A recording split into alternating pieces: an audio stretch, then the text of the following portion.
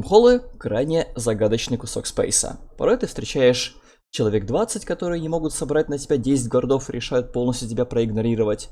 Бывают люди, которые вообще не намерены с тобой драться, хоть и имеют хорошие шансы на победу. А бывают те, кто слегка удивляет своими стараниями. Одерживая победу над такими коллективами, ты не получаешь морального удовлетворения, понимая то, что противник приложил все усилия лишь для того, чтобы поглубже засесть в ловушку, построенную тобой.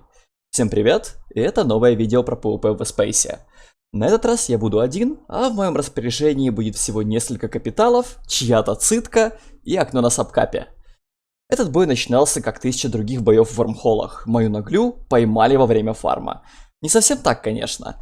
Вернувшись домой, я расканил систему и нашел C5 Stranger Danger. Посмотрев, что на основной ците всего один человек, и заприметив сканерщика в спейсе, я решил чуть-чуть пофармить и посмотреть, что ребята смогут на меня сформить.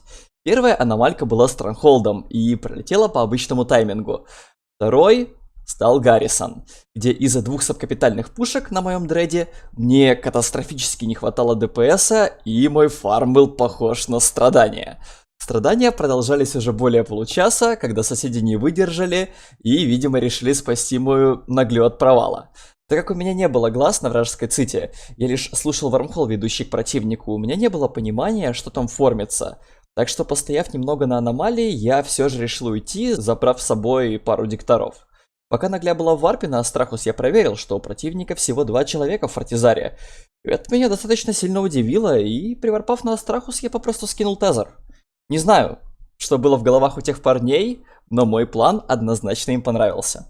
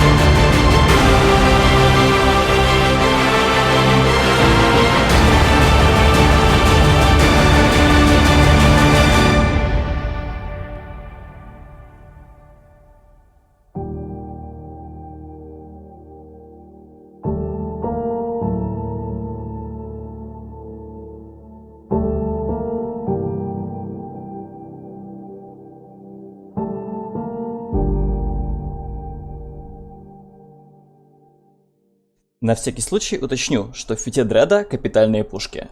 Все это до сих пор было частью моего плана. У противника в условиях ограниченного количества игроков всегда есть два пути. Использовать свои капиталы или так и не убить мой Нагльфар.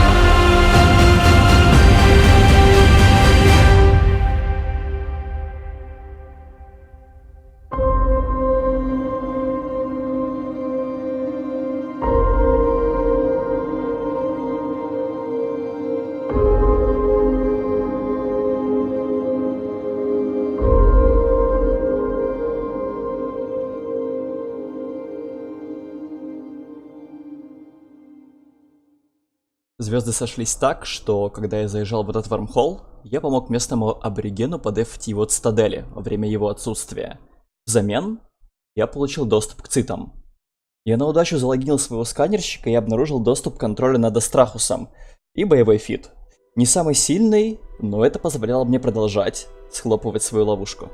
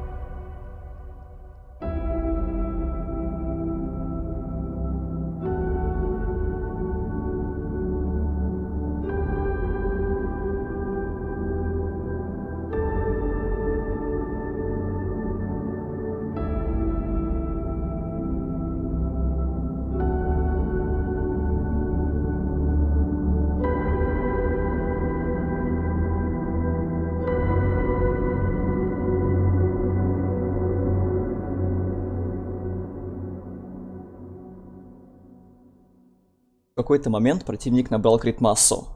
Под нейтролегионом и бонусами пульсара мне было тяжело танковать. Я закинул факс, что заставило противника покинуть поле боя.